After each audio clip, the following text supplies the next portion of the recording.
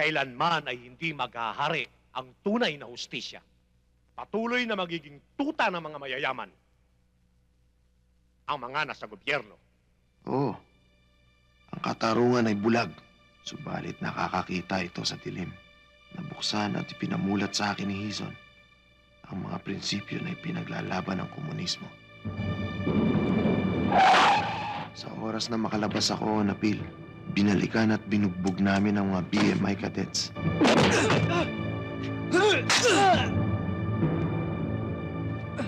Nakasaksak na naman ako at muling nakulong. Tol, ang gusto mong gawin ko? Bumaba ka Maynila. Puntahan mo si Papa. O kaya yung ninong ko, si Speaker. Sabihin mo kailangan kong tulong.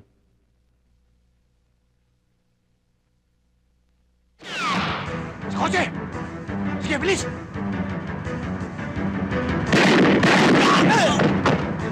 Joe, dali!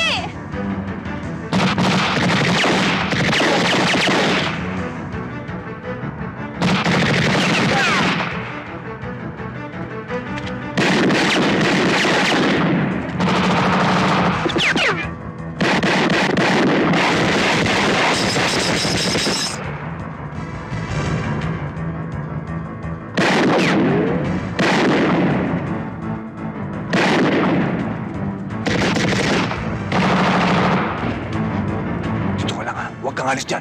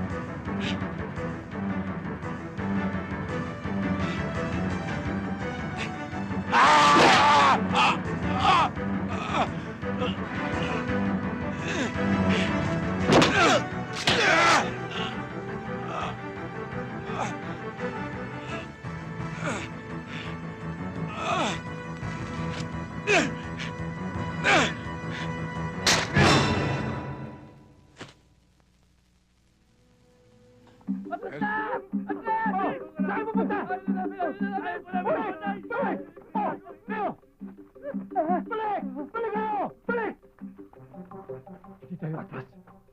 Lalaban tayo. Payata tayo dito. Hey, you two! Come back! Sir. Follow me! Makinig na ko. Ano ba? Doon! Makinig kayong mabuti. Lalo-lalo na ikaw, Cho. Teka, sandali nga. Alam mo, kung nakinig ka lang sana sa akin dati, pinatay mo na matanda na, hindi sana nga wala tayong problema. Ano ka ba naman? Taktak ka pa ng taktak. Ginagawa na nga lahat para sa'yo eh. Puro ka naman gimmick eh, puro naman palpak. Mabuti pa siguro maghula na lang tayo. Kung gusto mo pang makitang buhay ang pinakamamahal mong anak, huwag ka nang lumaban, Cho! Ahas ka talaga, Alex. Ahas ka. Tapos na ang laban. Tayo na! Tagabal ka, ha? Dadali ako. Bantayan mabuti yan.